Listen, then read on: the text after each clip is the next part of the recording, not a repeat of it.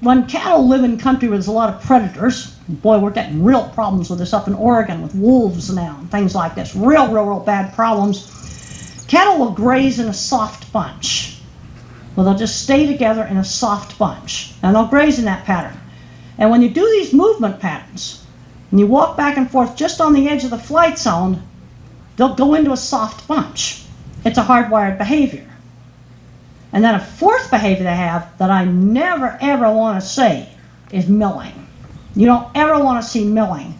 This is where you got them so freaked out and so scared that they're stuck together like glue. They're going round and round and round like this.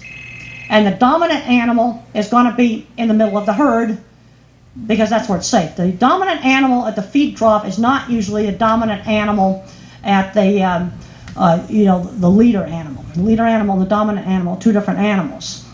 So milling is something, if you get them into a mill, boy, you better go somewhere for half an hour and let them calm down.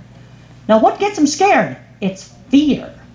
And some people might say, well, that's being anthropomorphic. But if you go over the neuroscience literature, it's very clear that cattle have fear. So do a lot of other animals. There's hardcore science shows that cattle have fear. Now, getting back to these movement patterns, sort of imagine where you want them to go is a pivot point.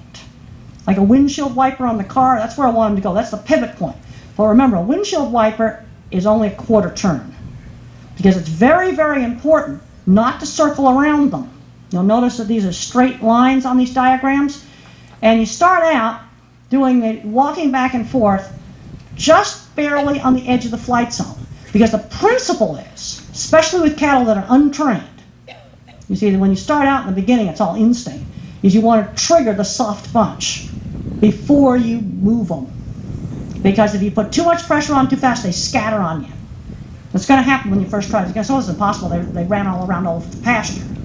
Then you're going to have to wait half an hour, try it again. The principle is you walk back and forth, sort of like a wolf sizing up the herd. The cattle will go in a soft bunch. Then you can push them. But then once they start to move, you've got to back off. That's pressure and release.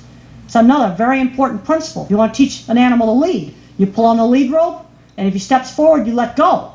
You don't keep pulling. When the animal does what you want it to do, back off the flight zone.